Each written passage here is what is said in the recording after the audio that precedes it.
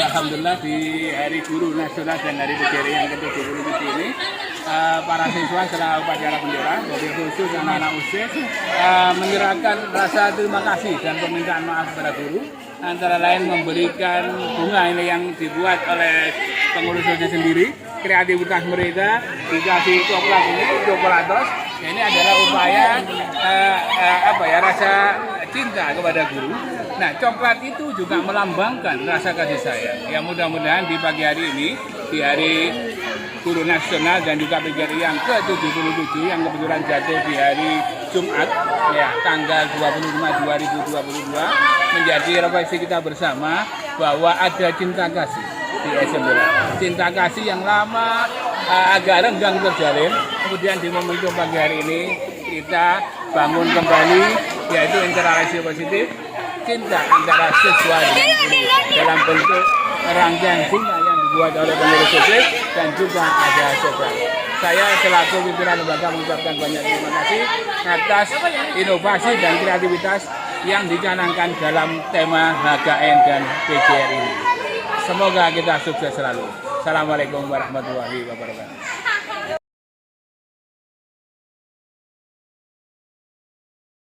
Assalamualaikum warahmatullahi wabarakatuh. Salam Pancasila. Alhamdulillah pada pagi hari ini saya dengan teman-teman ini guru YouTubers. Ini Pak Sarwono SPD, ini Pak Priyo Utomo SPD. Beliau ini juga sama-sama YouTubers, ya, termasuk saya juga YouTubers. Nah, oleh sebab itu ini adalah sebuah momentum yang bagus di Hari Guru Nasional dan peringatan Persatuan Guru Republik Indonesia yang ke-77 yang jatuh pada hari Jumat ini kita berbincang-bincang ya, bagaimana sih enaknya jadi guru YouTubers ini. Paling tidak memberi rangsangan ini nanti kepada YouTube viewers ini untuk tidak hanya 1-2 orang, akan lebih banyak. Nah, mengapa YouTubers ini penting? Ya, karena paling tidak satu sekolah eventnya yang sama dipromosikan dalam bentuk apapun. Ya, jadi eventnya sama, ada 3 yang mempromosikan. Itu akan menjadi informasi yang lebih variatif. Ini yang diharapkan. Tidak hanya satu. Ya, kalau di berita ini satu saja, ini tidak variatif ketika mengelola konten. Oleh sebab itu, saya mau menanyakan dengan 2 YouTubers ini yang merupakan guru UPT SMP Negeri 11 Pasuruan. Yang pertama, Pak Sarwono, ya. Ini apa sih, Pak, enaknya jadi YouTubers itu? Ya, sebelum melangkah ke sana, saya ingin bercerita dulu nih. Saya ingat pada waktu dulu mempelajari anak itu, saya tanya, cita-citamu apa, nak? Kira-kira 3 tahun yang lalu. Saya pengen jadi YouTuber, Pak. Kaget saya itu. Apa YouTuber itu? Terus setelah perkembangan kesini, ternyata memang YouTuber atau tepatnya itu konten kreator itu bisa dibilang sangat menjanjikan lah kalau memang benar-benar digeluti oleh para insan dimanapun Anda berada, yang pertama yang berbau yang pengen kreatif dan tidak diam. Jadi untuk pertanyaannya tadi adalah apa enaknya? Enaknya, kalau enaknya ya kita bisa meluangkan menuangkan ide-ide kreatif kita di dalam sebuah konten, itu enaknya. Ya. Jadi pikiran kita itu tidak berhenti, karena ada saja yang akan kita buat untuk para pemirsa. Ya, oke guys, itu salah satu perspektif ya dari Pak Sarwono. Ini kita lihat lagi perspektifnya dari sisi yang mungkin berbeda. Jadi makin banyak variatif tentang ide, tentang how to be a YouTubers, itu akan lebih menarik dan lebih variatif. Ya, oleh sebab itu Pak Priyo, ini bagaimana sih kesan Pak Jenengan ini tentang enaknya jadi YouTuber? Sama pertanyaannya. Iya, kalau menurut saya ini enaknya di YouTuber itu semua pikiran kita, semua ide, gagasan kita itu bisa kita tuangkan dalam bentuk video, gitu, dalam bentuk video. Karena pembelajaran sekarang itu tidak hanya lisan saja, tapi juga visual, juga audio. Jadi kalau menurut saya memang kalau YouTube itu lebih mengena gitu. Enaknya juga apa ya? Mungkin berbeda dengan mohon maaf aplikasi yang lain gitu ya, yang mungkin katakanlah seperti Facebook, seperti Instagram, itu mungkin ya ada yang bentuk video, tapi kalau YouTube itu dia lebih panjang. lebih panjang, enaknya lagi. Ya ini yang biasanya untuk YouTuber pemula ini mendapatkan gaji dari YouTube. itu memang tidak bisa dipungkiri gitu ya. Tapi untuk menuju ke sana itu juga butuh perjuangan. Yeah. Gitu. Oke guys, itu tadi beberapa ide paling tidak tentang enaknya jadi YouTubers. Ya paling tidak ada ide tadi tentang membangkitkan kreativitas dalam diri. Ya, ada kepuasan untuk menghasilkan sebuah karya. Jadi oleh sebab itu ini adalah salah satu inovasi karya atau konten creator yang diciptakan oleh mereka ini bagian dari hal yang satu, kreativitas dan inovasi. Oleh sebab itu ini adalah rangsangan, stimulus untuk mendapatkan respon dari semuanya.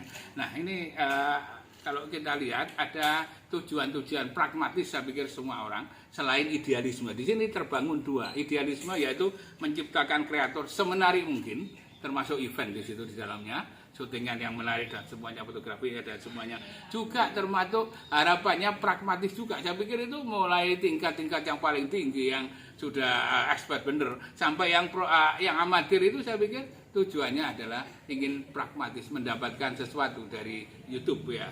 Ini yang tidak bisa dipungkiri, ini adalah bagian yang tak terpisahkan dari penghargaan terhadap profesionalitas kita dalam membuat konten itu.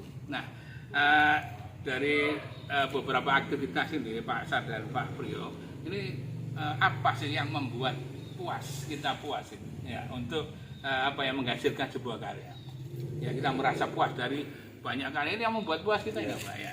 Ya terutama kalau hasil konten kita dari editing sebuah video itu apabila banyak yang lihat atau view-nya banyak, kemudian juga yang subscribe banyak, itu adalah kepuasan bagi seorang konten kreator.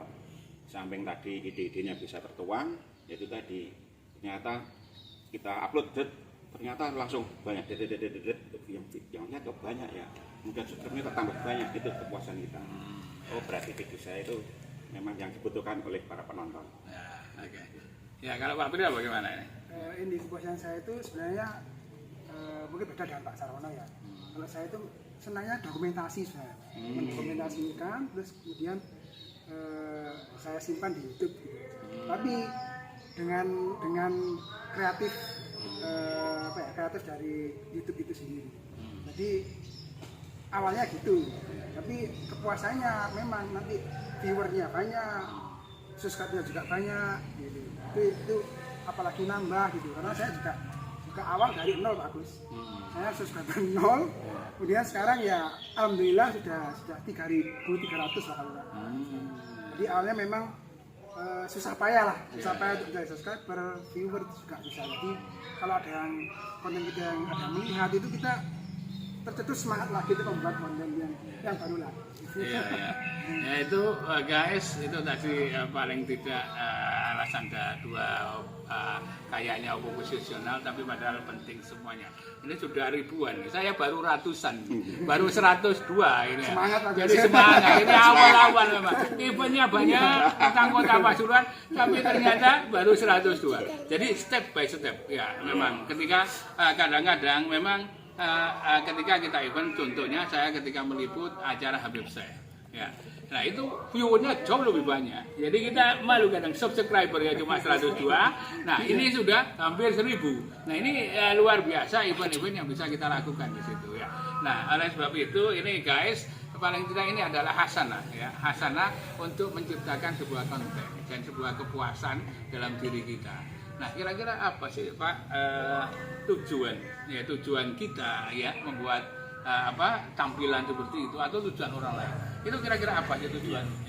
Ya seperti yang dikatakan oleh Pak Priyo tadi, awal mula itu kan bercerita saya ini membuat YouTube itu pada waktu COVID-19. Pada waktu itu adalah zamannya daring pembelajaran dari rumah. Terus kalau teman-teman itu apa yang bisa ditampilkan ke anak-anak, ternyata sebuah video adalah media yang paling efektif. Nah, dari teman-teman itu kok video ngambil dari orang lain. Nah, saya tuh ngapain harus dari orang lain? Kita kan bisa membuat sendiri. Dari situlah awal mula saya itu menciptakan konten-konten itu bermula dari pembelajaran yang dulu pada waktu COVID-19 Kemudian di samping itu juga dokumentasi-dokumentasi yang sekiranya dibuang sayang kita ramu, kemudian kita sajikan, kok ternyata juga bisa disukai oleh para penonton semuanya. Oleh karena itu motivasinya itu yaitu tadi, pertama adalah kita membuat awalnya itu adalah untuk pembelajaran, lama-lama sudah berkembang pembelajaran, kemudian ke media hiburan, kemudian yang lain. Ternyata juga kalau kita mengemas dengan bagus ternyata juga banyak disukai oleh para penonton. Guys, pertama uji coba, ya uji coba untuk mendapatkan sesuatu. Jadi ikut orang katakan, dan nebeng atau apapun. Bahkan yang paling unik ini sebenarnya ada pengalaman Pak Asar ketika memasukkan musik ternyata diingatkan, ya, Iya. Ya diingatkan. Ini bagaimana pengalamannya? Ya, terutama bagi konten kreator awal atau pemula itu jangan sampai musik-musik itu mengambil sembarangan. Soalnya YouTube benar-benar selektif dalam hal ini. Di sana sudah disediakan di studio YouTube itu ada musik-musiknya yang khusus untuk mengiringi konten kita. Jadi konten kita. Jadi tinggal milih di sana. Jangan mengambil dari lagu-lagu yang sudah populer tambah enggak diterima langsung diklaim hak cipta itu. Lebih baik langsung mengambil aja dari backsoundnya dari YouTube, ada itu sudah disediakan. Oke. Ya, ini kalau menurut Pak Priyo bagaimana? Ya, fenomena tentang upaya untuk mewujudkan semangat untuk berkreativitas, ya, menciptakan kreator. Iya, sebenarnya untuk menciptakan kreator itu mudah misalnya bagus. Hanya butuh niat aja sebenarnya. Cuma awal mula itu tujuannya itu terinspirasi oleh anak saya sebenarnya. Jadi anak saya waktu di SD itu disuruh guru untuk membuat puisi tapi divideokan. Akhirnya saya video terus harus dikirim, harus dikemas sedemikian rupa, misalnya diedit gitu. Akhirnya saya mau tidak mau juga belajar akhirnya. Dan juga dulu pernah itu saya juga ditugaskan Pak Agus itu kalau nggak salah lomba inovasi apa itu? Pembelajaran ya. Pembelajaran guru, itu ternyata saya kira hanya ini bagus hanya menulis aja ya. Ternyata enggak, ternyata membuat konten kreatif, membuat konten video yang menarik tentang pembelajaran. Waktu itu saya ya enggak saya masih betul-betul pemula, beginner gitu. Jadi saya istilahnya gadol-gadol ya kalau bahasa saya. Jadi sebisa saya ya, kalau saya lihat juga jelas di video saya juga ada itu, di video bunga ini aku bisa dilihat di channel saya itu yang agak-agak awal agak akhir bisa dilihat di situ. Yang pembelajaran saya berapa menit, durasi sekitar 10 menit itu ya kurang begitu bagus lah, tapi lama-lama akhirnya termotivasi, apalagi ada Pak Agus juga, ada Pak Sar juga sharing gitu, begini. Jadi akhirnya kita juga dari editing, dari sounding, dan juga itu tadi lainnya juga gitu. Saya juga pernah Pak Agus seperti mengalami yang teman-teman ini seperti Pak Sar gitu. Ketika kita nyuting yang kalau nggak salah di SMP kita ya, SMP Kreativa 3 itu kan ada background soundnya gitu. Itu masuk, saya kena juga klaim juga. Akhirnya saya ubah gitu, saya ubah. Nggak ada hapus, tapi saya mute atau ubah gitu. Itu ya. Oke guys, apapun yang dikatakan oleh beliau berdua, yang paling penting itu adalah experience based learning. Belajar adalah experience based learning. Belajar berbasis pengalaman. Jadi semuanya gradual, step by step. Tidak mungkin semuanya menjadi profesional. Tentunya awalnya menjadi amatir, kemudian belajar sampai menjadi profesional. Itulah namanya proses pembelajaran. Ya, ini semuanya berdua, kita ini bertiga semuanya. Ini adalah belajar dari pengalaman semuanya. Ya. Nah, kira-kira dari pengalaman-pengalaman yang sudah ada ini, kira-kira apa kendala yang paling substansial dihadapi di lapangan atau ketika meliput event atau apa? Ya, karena kita ini masih peralatan kita adalah cuma HP, jadi sementara ini memang HP, belum sampai ke kamera yang besar. Itu kendalanya kalau kita sedang meliput di area luas seperti Habib Ses kemarin, saya itu tempat live tapi hanya ya sekitar itu aja, sekitar penontonnya di sekitar kita saja. Kalau mau mengambil zoomnya yang yang ada di depan sana, di panggung sana juga nggak bisa. Itu adalah kendala, sangat kendala apabila kita berada di area yang terbuka, yang sifatnya kita orangnya banyak, misalnya sepak bola katakanlah gitu, jelas HP itu sudah tidak muat lagi. Untuk kedepannya mungkin bagi para kreator awal itu tidak apa-apa, masalah pertama itu HP dulu ya, gitu dulu. Nanti kalau misalnya sudah berkembang, sudah besar, kita cari alat yang skema memadai, termasuk drone, kemudian kamera yang bisa telenya itu ada kendala yang sangat krusial kayaknya. Ya. Terus menurut Pak Priyo gimana? Apa kendalanya? Saya menambahi dari Pak Sar ya, termasuk itu jadi alat itu memang sangat penting. Alat. Saya juga kembali yang HP yang lama itu kualitasnya juga nggak begitu bagus. Saya beli yang HP yang baru kualitasnya lebih bagus. Itu dari alat. Juga saya juga kalau nanti punya rezeki punya yang beli alat yang lebih spesifik lagi lah. Spesifik lagi bisa untuk lebih jernih lagi dari suara, dari kualitas gambar juga. Dan juga kalah penting itu ini bagus, editing itu juga penting juga. Jadi kita harus sering-sering editing apapun, baik teks, mungkin penambahan suara. Kalau suara atau lagu itu bisa kita cari di itu ya, YouTube Studio Pak Sar ya, bisa cari di situ. Pokoknya yang tidak kena klaim hak cipta. Kemudian edit yang lain itu banyak bagus. Saya juga mempelajari itu masih belajar lah gitu kan, belum yang expert gitu. Tapi saya juga belajar untuk editing itu juga. Dan juga memang alat itu sangat penting, bagus, sangat mendukung. Karena kalau kualitas gambar kita kurang jernih atau suara kita kurang jernih juga viewer itu yang melihat kurang ngomong apa ya gitu. Jadi kita juga harus memperhatikan di semua lini bagus, semua lini, baik alat, baik editing, baik kreativitas kita, ide kita itu apa ya, istilahnya menjadi satu. Tidak hanya cukup pinter saja enggak, tapi harus kreatif yang lain juga harus muncul gitu.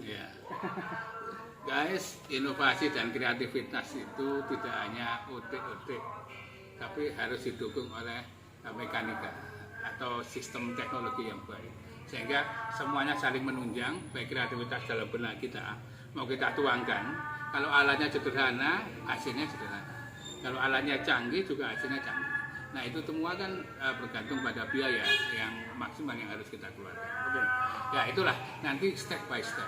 Jadi yang penting kita publikasi dulu, kita banyak viewers juga, banyak subscriber.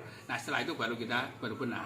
Tentunya menuju profesionalitas, dari amatir kemudian tengah-tengahnya baru profesionalitas. Yang paling akhir ini, ya paling akhir ini. Ya kira-kira apa sih harapan untuk menjadi guru viewers di momentum yang baik ini di Hari Guru dan juga Hari PGRI?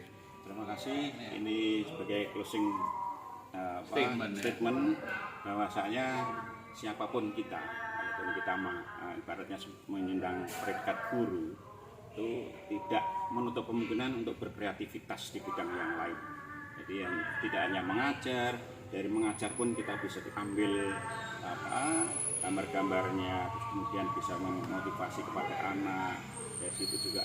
Makanya jadilah guru yang menginspirasi bagi semua orang. Oke, Pak Priyo gimana? Kalau saya simpel aja ya, saya bahwa kita tidak berlomba dengan siapapun, kita berlomba dengan diri kita sendiri. Jadi simpel aja. Kalau kita memuaskan orang kita ya nggak bisa. Ya. Jadi kalau saya begini, jadilah lebih baik dari diri kita yang kemarin. Itu aja. Jadi kita bergelut dengan diri kita aja sendiri. Kita bersaing dengan diri kita sendiri, lebih baik dari yang kemarin itu.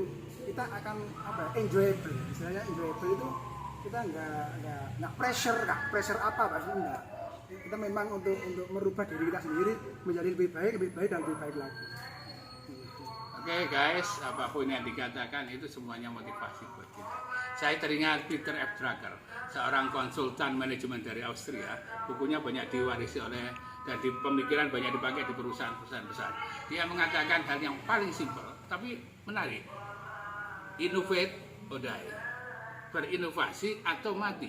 Kalau kita dulu itu kan merdeka atau mati. Ya, ketika ada perjuangan. Sekarang sudah mengisi kemerdekaan adalah innovate or die. Berinovasi atau mati. Ya, bagaimana cara kita berinovasi? Pak Sarwono tadi seperti itu, kemudian Pak Priyo seperti itu, saya seperti itu. Anda semua juga memiliki cara yang lain. Alhamdulillah di pagi hari ini kita bisa melaporkan kegiatan YouTube viewers dalam bincang-bincang santai. Mudah-mudahan ini menjadi rangsangan yang baik bagi semuanya, termasuk YouTube viewers. Saya dari pelataran UPT SMP Negeri 11 Pasuruan berbincang-bincang santai dari SMP. Assalamualaikum warahmatullahi wabarakatuh. Salam Pancasila.